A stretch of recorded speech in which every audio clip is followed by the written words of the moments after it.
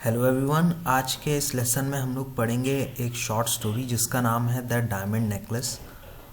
इस स्टोरी को कई जगह सिर्फ द नेकलेस नाम से भी जाना जाता है। एक्चुअली जो इसके ऑथर हैं उनका नाम है गी डे मॉपसन। ठीक है, इनका प्रोनाउंसिएशन नाम से हमें पता चल रहा है कि ये फ्रेंच हैं और इस वजह से इनका प्रोनाउंसिएशन थोड़ा अलग है, तो हम इसको GUY को बोलेंगे गी डे मॉपसन। ठीक है, ये आप इंग्लिश में प्रोनाउंस कर सकते हैं। The author is French which means we are reading an English translation of the story. क्योंकि ये जो ऑथर हैं ये फ्रेंच हैं, तो हम जो अपने सिलेबस में कहानी पढ़ रहे हैं ये किसी ना किसी तरह की इंग्लिश ट्रांसलेशन है। ठीक है, कई जगह आपको इंग्लिश में भी वर्ड्स चेंज मिल जाएंगे, पैराग्राफ्स थोड़े अलग मिल जाएंगे, लेकिन ओवरऑल जो कहानी का एक थीम है, जो प्लॉट है, वो हमें समझ में उसमें भी आता है। तो गी डे मॉपसन जो हमारे ऑथर हैं इनको याद रखा जाता है as a master of the short story, कि ये शॉर्ट स्टोरी काफ़ी अच्छी लिखते थे और अक्सर एंडिंग में कुछ ना कुछ सरप्राइज एंडिंग रखते थे। मतलब कहानी के एंड में कुछ सरप्राइज एलिमेंट होता था कि जहाँ पे कहानी एकदम से पूरी ट्विस्ट हो जाती थी, पूरी एकदम क्या कहेंगे आप, प्लॉट ट्विस्ट जिसको हम बोलते हैं कहानी का, वो इनके एंडिंग में अक्सर हमें देखने को मिलता था। तो इस वीडियो में हम इनका जो शॉर्ट स्टोरी है द डायमंड नेकलेस, आपके कोर्स में भी है BA फर्स्ट सेमेस्टर में, तो थोड़ा इसका एक समरी देखेंगे, सारांश देखेंगे कि क्या होता है कहानी में, राइटर हमें क्या मैसेज देना चाह रहा है। और उसके बाद कुछ मैंने 2 लॉन्ग आंसर्स भी इसमें आप लोगों के लिए वीडियो में रखे हैं आगे।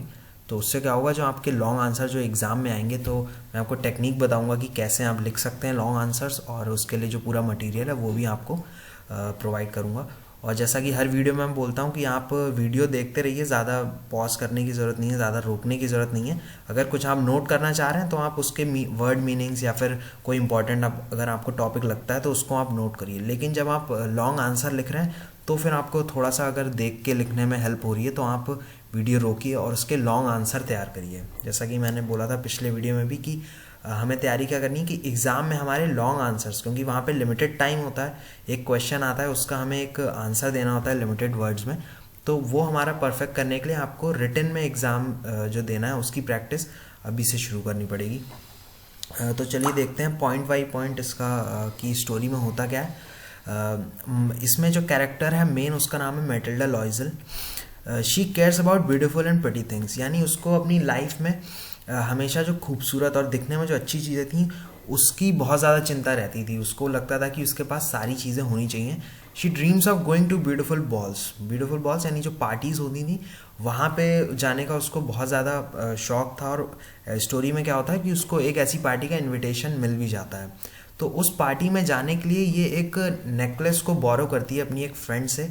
और कहानी में हमें ये पता चलता है कि वो आगे जाके इस नेकलेस को खो देती है उस पार्टी में, और उस नेकलेस को खोने से फिर उनको क्या है, जिस फ्रेंड से उसने उधार लिया होता है वो नेकलेस, उसको वापस करने के लिए उनके ऊपर 36,000 फ्रैंक्स 36,000 फ्रैंक्स का कर्जा हो जाता है। और उसको वापस करने के लिए मैटिल्डा लॉइजल और उसका हस्बैंड जो है पूरे 10 साल लगा देते हैं अपनी ज़िंदगी के और बहुत कड़ी मेहनत करते हैं। देखिए लिखा है those 10 years were full of hard work. जो उसका हस्बैंड है उसके बारे में थोड़ा सा जानते हैं। वो एक क्लर्क है, ठीक है, लेकिन हमेशा ये जो लॉइजल है ये सोचती थी कि इसकी शादी किसी अच्छे घर में होनी चाहिए थी। They are not poor. Clerk है इसका मतलब ये नहीं है कि बहुत ज़्यादा वो पुअर हैं, लेकिन जो मैटिल्डा है वो हमेशा सोचती है कि उसकी लाइफ में लग्जरीज यानी जो महंगी महंगी चीज़ें हैं एंड डेलिकेसीज यानी जो बहुत ही एक तरह से आप कह सकते हैं रेयर फूड या महंगा खाने की अच्छी चीज़ें जो होती हैं वो हमेशा सोचती थी कि उसकी लाइफ में होना चाहिए। Her husband made a lot of sacrifices for her and helped her repay the debt, were working very hard in those 10 years। ठीक है, और जो इसका हस्बैंड है ये काफ़ी एक अच्छा इंसान हमें दिखता है स्टोरी में और काफ़ी चीज़ें अपनी सेक्रीफाइस करता है। शुरुआत में उसको ड्रेस लेने के लिए जो इसने रुपए अपने सेव कर रखे थे वो दे देता है। फिर जब पता चलता है कि एक डायमंड का नेकलेस खो गया है तो 10 साल मैटिल्डा लॉइजल के साथ साथ ये भी बहुत ज़्यादा कड़ी मेहनत करता है उस जो डेट थी, जो उनके ऊपर कर्जा था, उसको चुकाने के लिए। बात करें मैटिल्डा लॉइजल की तो एक तरह से आपको पिटी होगी उसके ऊपर, मतलब कि कह सकते हैं कि आपको तरस आएगा उसके ऊपर। पिटीट का मतलब होता है किसी पर तरस खाना, तो स्टोरी में आपको उसके ऊपर तरस आएगा। She does not appreciate what she has and wishes for more all the time. तो ये आप समझ सकते हैं कि ऐसे इंसान की कहानी की जिसकी लाइफ में ऐसी कोई कमी नहीं है, डिसेंट लाइफ है, ठीक है, और ऐसा भी नहीं कि बहुत ज़्यादा वो गरीब हूँ, लेकिन she wishes for more all the time, हमेशा हर वक्त वो विश करती रहती है कि उसके पास और ज़्यादा चीज़ें होनी चाहिए। And she can be blame for that because at the end she had even less than what she had at the start. और आप उसके ऊपर ब्लेम भी डाल सकते हैं क्योंकि एंड जब स्टोरी हमारी ख़त्म होती है तो उसके पास वो भी नहीं था जो कहानी के शुरुआत में था। सिर्फ पार्टी में जाने के लिए नेकलेस और जो भी उसने मेहनत करी, जितना भी लोगों से उधार लिया, तो उसको चुकाने में ही उसके 10 साल चले गए। यानी जो कंडीशन में वो पहले थी उससे भी ख़राब कंडीशन में वो स्टोरी ख़त्म होते होते आ गई थी। ठीक है, लेकिन इसमें एंड में देखिए हमें पता क्या चलता है कि it turns out that the necklace that she lost was false. जो नेकलेस उसने लिया था अपनी फ्रेंड से, मैडम फॉरेस्टर, उसके बारे में अभी हम थोड़ा सा जानेंगे, तो वो उसे लगा कि असली डायमंड के थे, लेकिन वो नकली निकलते हैं। और जब ये उसको वापस करती है तो वो उसको असली डायमंड वापस करती है। तो इस वजह से जो कर्जा था वो इतना ज़्यादा हो गया था।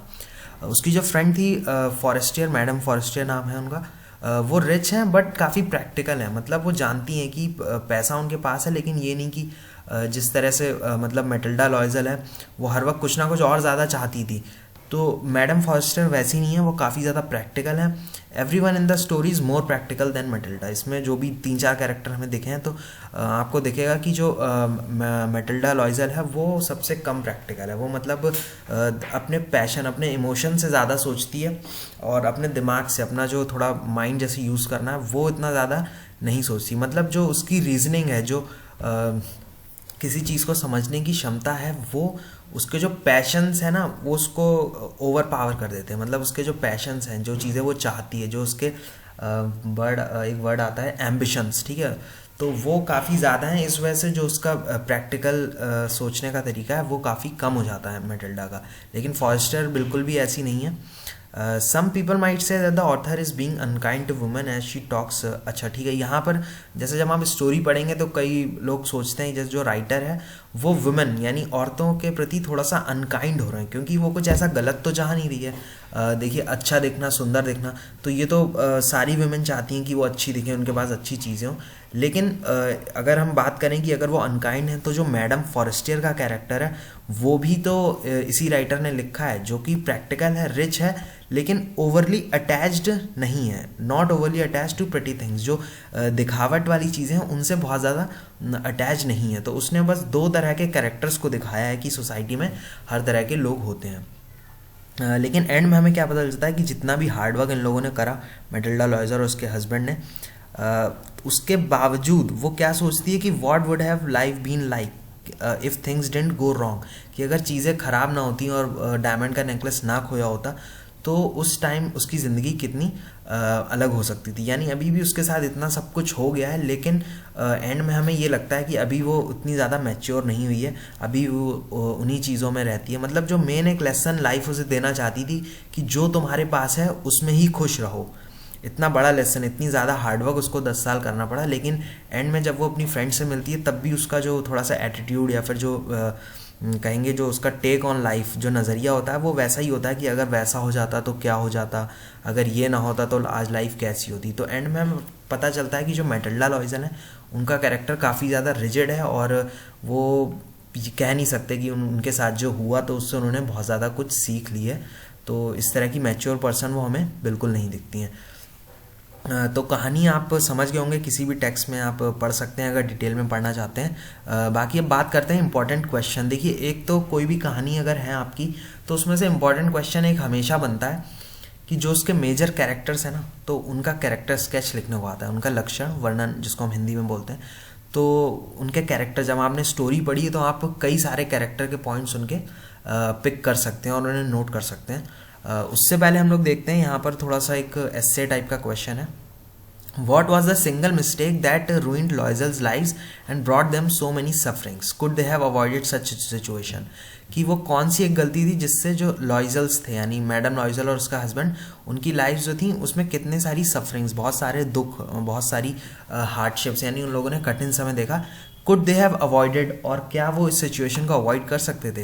ये जो नीचे क्वेश्चन है ये भी यही पूछ रहा है, बस उसकी भाषा अलग है। तो अगर आपसे वो पूछता है इसी से रिलेटेड कुछ, तो आंसर आप देखिए इस तरह से लिख सकते हैं। It is true that a single mistake can change the course of one's life. ये सच है कि एक ज़िंदगी एक इंसान की पूरी ज़िंदगी बदल सकती है, और यही एग्जैक्टली किसके साथ हुआ, मैटिल्डा के साथ।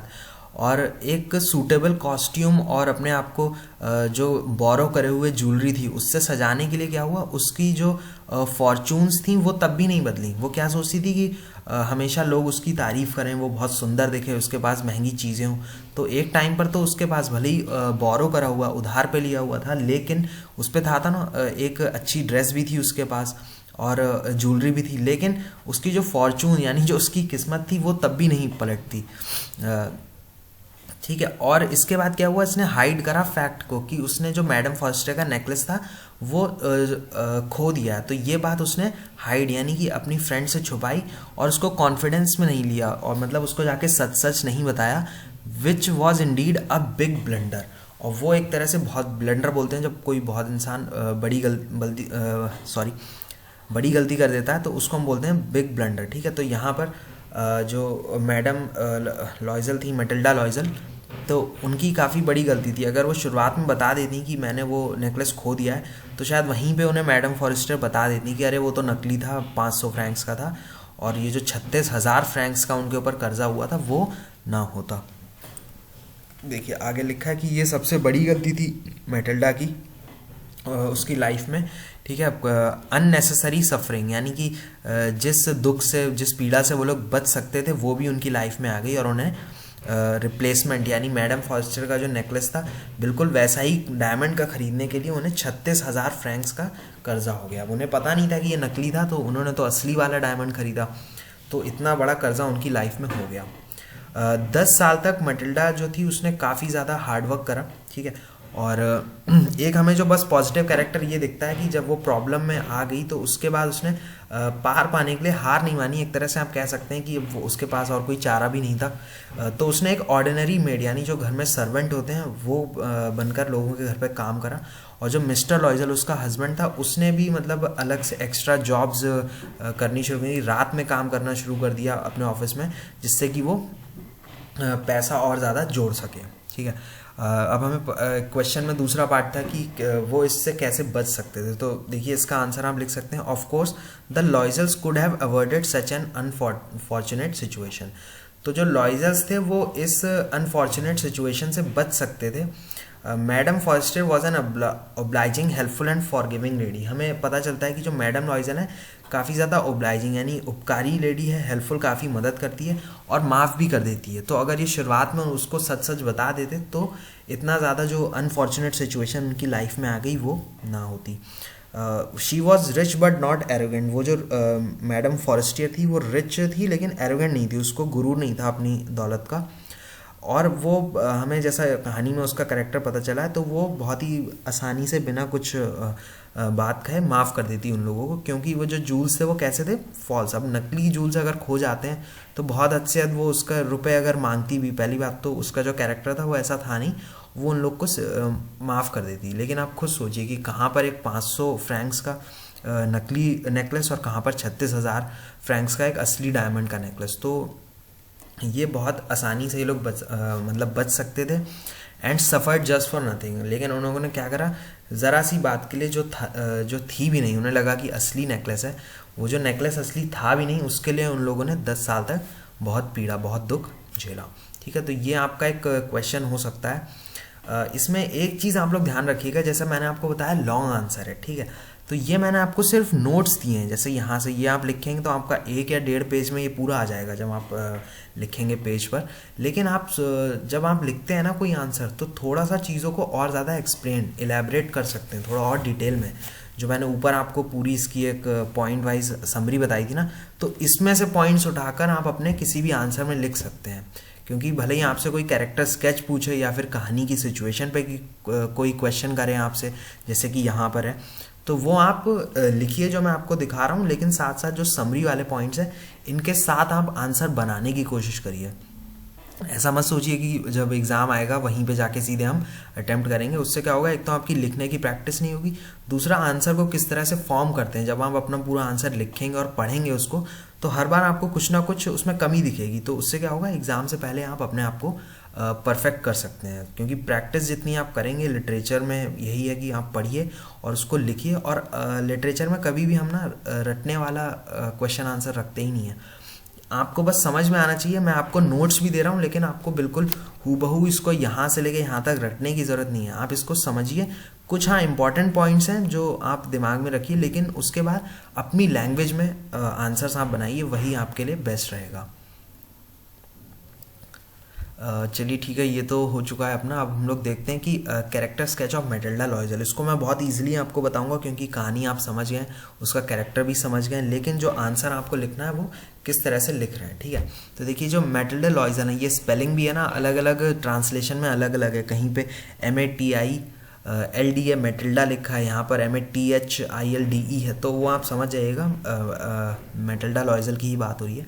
तो उनका जो कैरेक्टर है वो इंट्रोड्यूस करा जाता है, और वो उसके अंदर क्या बिलीफ होता है, वो क्या मानती है, that she should have been born into a higher class. वो किसी अच्छे हायर क्लास में, किसी अमीरों के घर में वो पैदा होनी चाहिए। और इसकी वजह से क्या होता है, उसके अंदर प्रोफाउंड डिज़ायर, बहुत ज़्यादा एक इच्छा आ जाती है to lead a life of luxury, यानी जो लग्जूरियस लाइफ है वो जीने की उसके अंदर इच्छा बढ़ती जाती है। शुरुआत में हमें पता चल जाता है कि जो मैटिल्डा है वो फील करती है कि वो जो है एक little clerk in the ministry of education, जो उसका हस्बैंड है उससे बेटर डिजर्व करती है, यानी उसकी शादी किसी और अमीर घराने में होनी चाहिए थी। और जो उसका डिज़ायर है लग्जरी कॉस्ट्यूम्स पहनने का, ठीक है, तो उससे क्या होता है, जो अपनी लाइफ में बिल्कुल भी सेटिस्फैक्शन उसे नहीं मिलता किसी भी एस्पेक्ट में, with any aspect of her life. यानी मैंने पहले भी बताया कि वो लोग पुअर नहीं हैं, लेकिन हमेशा इसके जो एम्बिशंस हैं वो इसकी प्रैक्टिकलिटी, जो सोचने की क्षमता है, उसके ऊपर हावी हो जाती है, क्योंकि वो हमेशा कुछ ना कुछ और ज़्यादा अपनी लाइफ में चाहती है।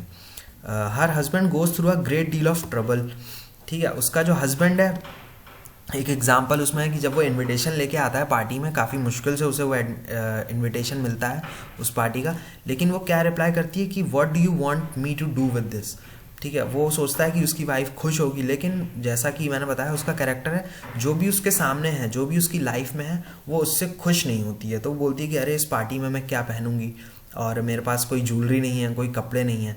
और जो उसका हस्बैंड है वो सारे एफर्ट करता है उसके लिए, जो अपनी सेविंग्स हैं वो भी मतलब सेक्रीफाइस कुर्बान कर देता है, और उसके लिए नई ड्रेस खरीदने के लिए, ठीक है। मैटिल्डा जो स्टोरी की शुरुआत में बहुत ज़्यादा कंसर्न होती हैं अपने अपीयरेंस को लेकर, यानी वो दिख कैसी रही है, ठीक है। She is not satisfied with a new dress. अब जब उसके बाद ड्रेस आ गई, फिर वो कहती है कि उसके पास ज्वेलरी, यानी कुछ जेवर भी होने चाहिए, जिससे कि वो पार्टी में जाके और ज़्यादा सुंदर लगे, लोग उसकी तारीफ़ करें। फिर जो मैडम फॉरेस्टर है वो उसको एक नेकलेस देती है, काफ़ी काइंडनेस से उसके सामने अपना जो पूरा कलेक्शन होता है ज्वेलरी का वो रख देती है, और कहती है तुम्हें जो चाहिए वो तुम ले सकती हो। लेकिन क्या होता है कि Matilda only cares about others feelings when they are directed towards her. लेकिन मैटिल्डा जो है वो क्या है, दूसरों की तरफ सिर्फ तभी ध्यान देती है जब दूसरा उसकी तरफ कुछ उसका फ़ायदा करे, ठीक है, वरना वो इतने साल से अपनी फ्रेंड मैडम फॉरेस्टर से मिलने तक नहीं जाती है। आगे देखते हैं। देखिए, इन लोग को पहले पता नहीं चलता कि जो नेकलेस है ना वो खो चुका है। जब ये लोग घर आते हैं वापस लॉयजल्स, तब उन्हें पता चलता है कि नेकलेस जो है वहाँ पर नहीं है। और अगले 10 साल, जो मैं बता चुका हूँ पूरा, कि 10 साल ये लोग पे ऑफ डेब्ट्स, यानी जो कर्जा था उसको चुकाने में ये लोग पूरा अपने 10 साल एक तरह से आप कह सकते हैं बर्बाद हो जाते हैं, क्योंकि बहुत ज़्यादा इन्हें मेहनत करनी पड़ती है। और इस वजह से क्या होता है, not only does her appearance change, उसका अपीयरेंस तो चेंज होता ही है। She grows old during the painstaking decade, जो डेकेड यानी 10 साल का जो पूरा एक अरसा था, उसमें क्या हुआ, शी गोज ओल्ड, यानी बहुत ज़्यादा जब इंसान मेहनत करता है ना, तो अपनी एज से ज़्यादा वो जल्दी बड़ा होने लगता है। तो काफ़ी ज़्यादा उसने कठिन दिन देखे। For once in life she takes responsibility for a mistake, लेकिन जब वो उसने गलती कर दी तो उसने ये नहीं करा कि वो कुछ नहीं करेगी, उसने 10 साल मेहनत करी। तो बस यही एक हल्का सा पॉजिटिव जो उसका एटीट्यूड है हमें दिखता है कि वो उसका हस्बैंड तो हार्डवर्क करता ही है, लेकिन वो भी काफ़ी ज़्यादा सेविंग में और अलग अलग तरह से जॉब करके कर्जा चुकाने में अपना हाथ बटाती है, ठीक है। अब देखिए लास्ट बस ज़रा सा 2 पैराग्राफ रह गए। इवन एट द एंड, हमें एक चीज़ और मैंने बताया था कि इतनी जब उसके साथ घटनाएं हो गई तब भी वो क्या है, स्लाइटली सेल्फ सेंटर्ड एटीट्यूड, यानी तब भी वो अपने बारे में ही सोच रही है, which is exemplified best by meeting with Madam Forester. और इसका हमें उदाहरण मिलता है जब वो लास्ट में जहाँ पे वॉक के लिए जाती है तो अपनी फ्रेंड मैडम फॉरेस्टर से मिलती है, तो वहाँ पे भी उसका एटीट्यूड देखे क्या होता है। After Madam Forester comments on the changes in her appearance, Madam Forester कहती है अरे 10 साल में तुम इतना कैसे बदल गई, तो उसका मैटिल्डा का रिस्पॉन्स देखिए क्या होता है। Yes I have had some hard time since I saw you last, कि जब मैंने तुम्हें आखिरी बार देखा था तब से बहुत कठिन समय मैंने देखा है। एंड मैनी सॉरोज, मुझे बहुत सारे दुखों का सामना करना पड़ा। And all on your account, और पूरा का पूरा जो ब्लेम है वो डाल देती है फॉरेस्टर के ऊपर कि ये सब तुम्हारी वजह से हुआ। Her experience helps her learn that honesty is more important in the long run than her outward appearance. ठीक है, उसके एक्सपीरियंस से उसे ये तो पता चलता है कि जो ऑनेस्टी यानी इंसान को ऑनेस्ट होना, सच बोलना चाहिए हमेशा, और लॉन्ग रन में यही ज़्यादा काम आएगा बजाय किसी भी इंसान के आउटवर्ड अपीयरेंस के, कि वो देखने में कैसा लग रहा है कैसा नहीं लग रहा है। देखिए आप सोच कर देखिए, अगर उस पार्टी में वो बिना किसी ज्वेलरी के चली जाती, या जैसा कि उसका हस्बैंड कह रहा था कि इस सीज़न में तुम फ्लावर्स से भी अपने आप को डेकोरेट कर सकती हो, तो अडॉन कर सकती हो फ्लावर से भी, तो ये जो इतनी दिक्कत थी 10 साल की, इतना बड़ा कर्जा वो उनके ऊपर ना होता। तो जो आउटवर्ड अपीयरेंस के लिए उसने इतने सारे दुख झेले वो बच सकते थे अगर वो ऑनेस्ट होती, अपने फ्रेंड को सब कुछ सच सच बता देती।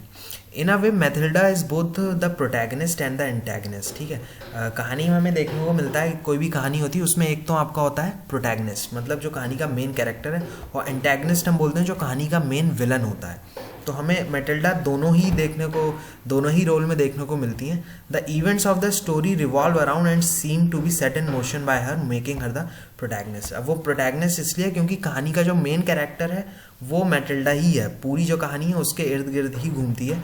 लेकिन वो एंटैगनिस्ट क्यों है? क्योंकि वो स्ट्रगल कर रही है with her own desire to have a life of luxury. ठीक है, अपने आप में ही उसका एक संघर्ष चल रहा है कि उसके पास एक लग्जरी बहुत ही अच्छी लाइफ होनी चाहिए, which causes the whole conflict of the lost necklace, जिसकी वजह से जो नेकलेस खोया और जो पूरी घटना हुई वो आगे इसी वजह से होती, क्योंकि वो हमेशा कुछ ना कुछ लग्जरी यानी महंगी चीज़ें हमेशा वो अपनी लाइफ में चाहती थी। The end also shows that she is the protagonist because despite the fact that she causes the conflict, she is the one who works to resolve it as well by finally telling Madam Forrester the truth. और protagonist का मैंने बताया ना कि दोनों इसमें protagonist भी है antagonist भी है, तो क्योंकि एंड में वो जाके सब कुछ सच सच मतलब जाके तो नहीं बताती, लेकिन उसके सामने जब मैडम फॉरेस्टर पढ़ती हैं तो उसको वो ट्रुथ बता देती है, प्लस उसे जो लगा एक टाइम पर कि उससे गलती हो गई, नेकलेस खो दिया इतना महंगा, तो उसको रीपे करने के लिए, उस कर्जे को उतारने के लिए भी उसने सारी मेहनत करी है। तो एक तरह से आप कह सकते हैं जो मैटिल्डा है वो प्रोटैगनिस्ट भी है और एंटैगनिस्ट भी है। ठीक है, तो इतना आप ध्यान रखिएगा। और ये जो क्वेश्चन बस यहीं पे ख़त्म हो रहा है आंसर इसका। तो ये एक तरह से पूरा आपका कैरेक्टर स्केच है। अगर आप 5-6 पैराग्राफ्स में और लिखते हैं आंसर को तो आसानी से आप मतलब अच्छा स्कोर कर सकते हैं एग्ज़ाम में। एक चीज़ याद रखिएगा कि हमेशा लॉन्ग आंसर्स में ना या तो आप हेडिंग डाल के पैराग्राफ शुरू करिए, और अगर नहीं कर रहे हैं तो जब भी आप कोई दूसरी बात करते हैं किसी भी आंसर में, ठीक है, जैसे यहाँ पर मैटिल्डा की बात हो रही थी, ठीक है, फिर इसके बाद मैडम फॉरेस्टर के बात हमने यहाँ पर करी, फिर हमने एंडिंग में बताया कि क्या हुआ, तो ये सब अलग पैराग्राफ से शुरू हो रहे हैं। देखिए एक लाइन छोड़िए और इसी सेम मार्जिन से आप आंसर लिखना शुरू करिए। ठीक है, यहाँ पर पैराग्राफ के पहले जगह छोड़ने की ज़रूरत नहीं है, आप एक मार्जिन से देखिए जैसे मैंने लिखा है आंसर, लेकिन बीच बीच में आप पैराग्राफ चेंज करके बात करिए। और दूसरा ये है कि आप जो इंपॉर्टेंट चीज़ें हैं ना उनको थोड़ा सा अंडरलाइन करिए, जैसे कि ये प्रोटैगनिस्ट और एंटैगनिस्ट हो गया, तो ये लाइन आप अंडरलाइन करेंगे तो जो एग्जामिनर चेक करेगा वो उस पर उसका अलग से ध्यान जाएगा, तो वो समझ जाएगा कि आपने क्या है बहुत ही थरो रीडिंग यानी कि डिटेल में इस चैप्टर को पढ़ा है। ठीक है, और देखिए कुछ चीज़ें जैसे यहाँ पर ये आंसर है इसको इन्वर्टेड कॉमा में लिखा है, क्योंकि ये सेम डायलॉग कहानी में एज इट इज़ आया है, जो मैटिल्डा लॉयज़ल है उसका डायलॉग है ये, तो इसको आप इन्वर्टेड कॉमास में या फिर अंडरलाइन करेंगे तो भी आप इसको हाईलाइट कर सकते हैं। जैसे शुरुआत में मैंने लिखा था she always dreams of luxuries and delicacies, तो ये जो वर्ड्स हैं ना दोनों लग्जरीज और डेलिकेसीज ये आपके उसमें आए हैं चैप्टर जब आप पढ़ेंगे, तो इस तरह के वर्ड्स को आप अंडरलाइन कर दीजिए। मुझे दिख नहीं रहा वो, खैर मैंने आपको दिखाया था पहले भी। तो क्या है, ये आपके हो गए इंपॉर्टेंट क्वेश्चन 2। ये मैंने आपको शुरुआत में एक इसका समरी बताई थी, तो इसको पढ़िए डिटेल में थोड़ा, और कम से कम लॉन्ग आंसर इसका तैयार करिए। और शॉर्ट आंसर अगर देखिए इसी में से आ जाते हैं कि right a short note on the character of Matilda लॉइजल। तो ये जो इतना पूरा 2-3 पेज का आंसर है ये लॉन्ग वाला, इसको आप थोड़ा सा कम शब्दों में करके बता सकते हैं। ठीक है, लिटरेचर में इसलिए मैंने बोला कि कोई भी चीज़ रटने वाली नहीं है।